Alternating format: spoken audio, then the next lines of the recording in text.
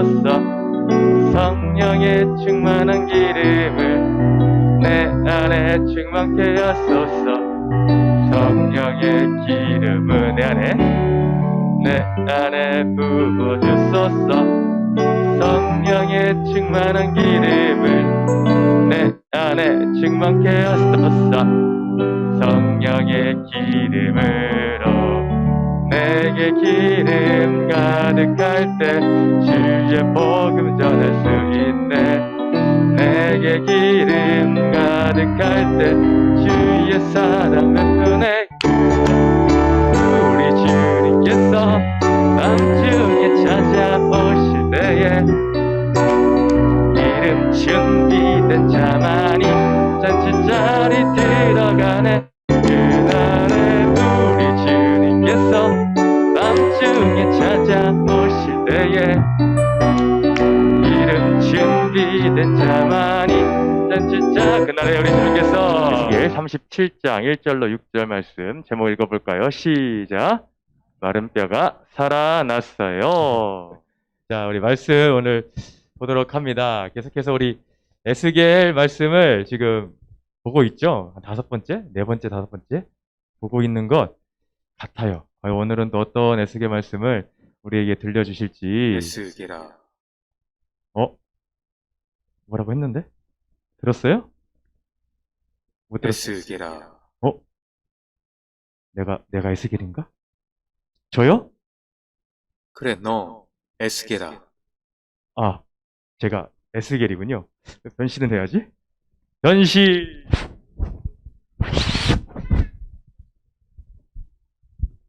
네, 변신. 내가 에스겔입니다. 네, 하나님 부르셨습니까? 제가 여기 있습니다. 내가 너를 한 골짜기로 인도할 것이다. 네? 골짜기? 골짜기로요? 거기가 어디지? 오,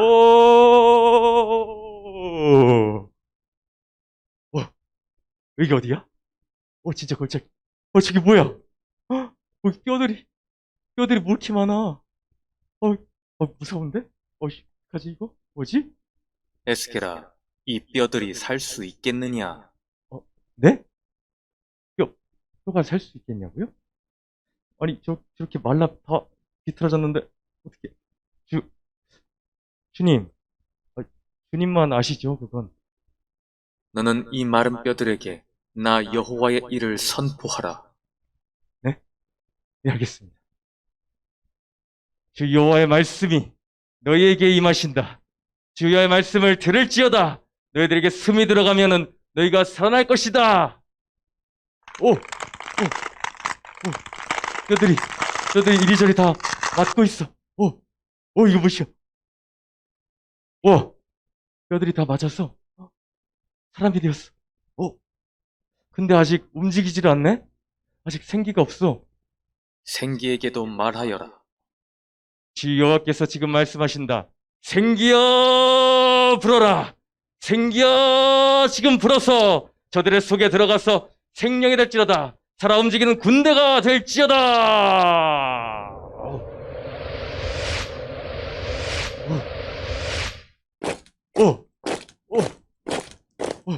마른 뼈들이 일어나서 움직이는 큰 군대가 되었어. 할렐루야. 주님, 이게 대체 무슨 일이지?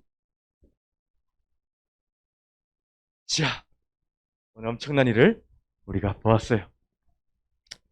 오늘 하나님이 에스겔에게 나타나셔서 에스겔을 갑자기 이끄셔서 환상 가운데 에스겔을 골짜기로 인도하셨죠.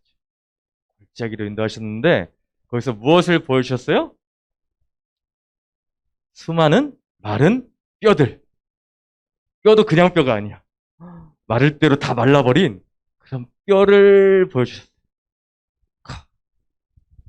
거기다 대고 이 뼈가 살 수 있겠냐 했죠. 아니, 다 말라서 살 수 없는, 누가 봐도 살기 어려워 보이는데 거기다가 에스겔에게 그렇게 질문을 하시는 거예요. 이게 대체 무슨 일인가? 마른 뼈가 살아날 수 있겠냐고? 안 될 것 같은데? 근데 하나님은 안 될 거라고 말씀하시지 않았죠. 자, 여기서 마른 뼈. 마른 뼈는 무엇을 말하느냐? 오늘 우리가 계속 그 이스라엘 백성들 계속 보고 있죠? 자, 자신들은 절대로 망하지 않을 것이다.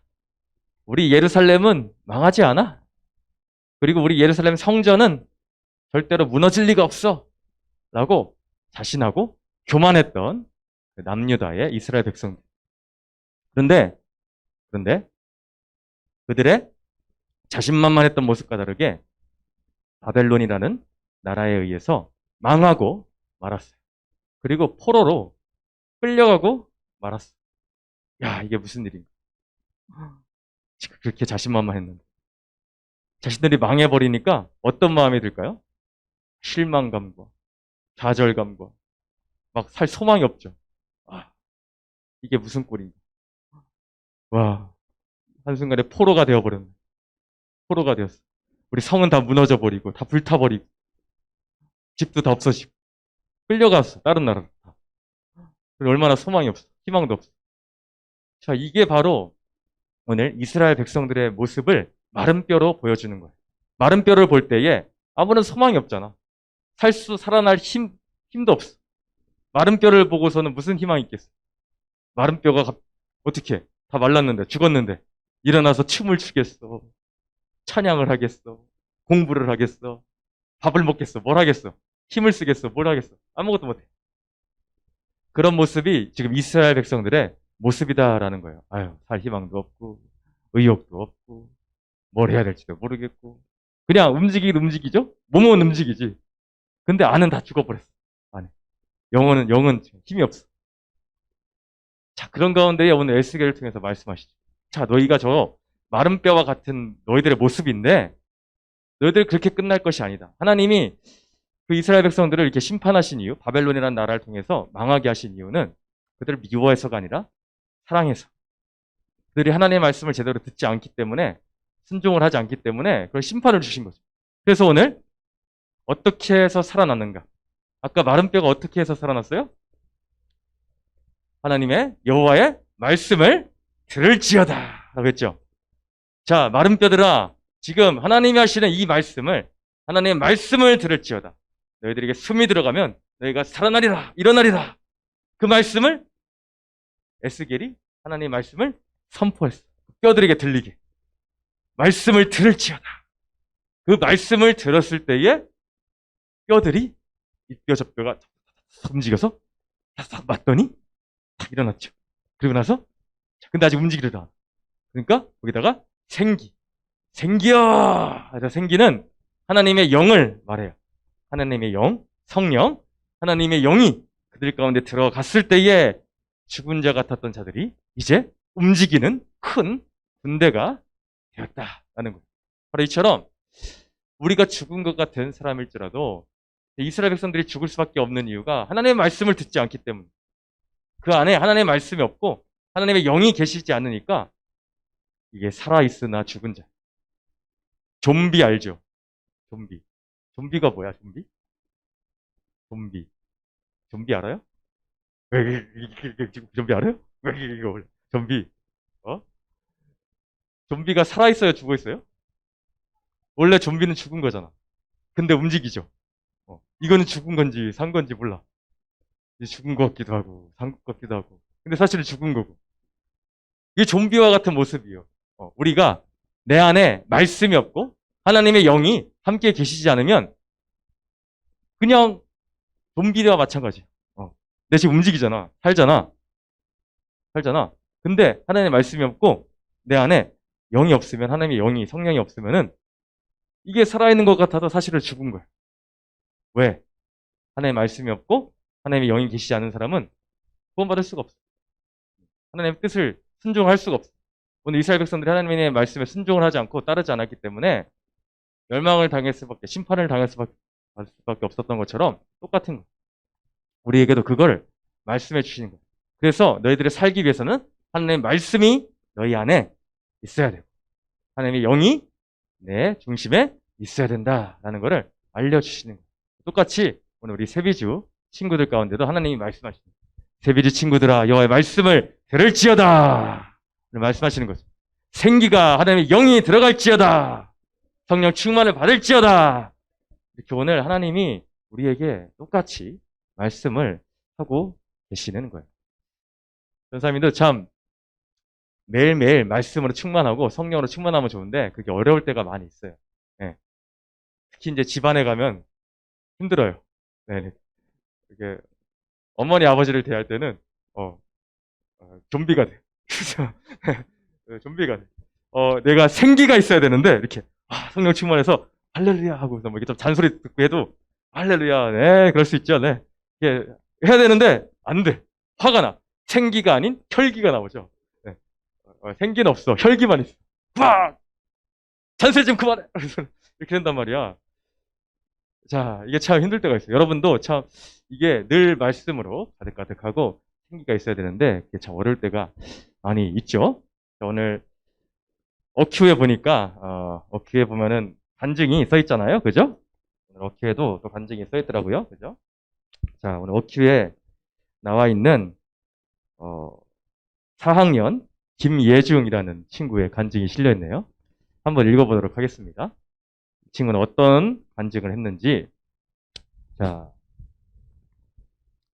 몇 달 전 일주일에 2번 학교에 가던 때였어요. 아침에 일어나는 게 싫었던 저는 학교에 가지 않겠다고 버티다가 엄마에게 혼났죠.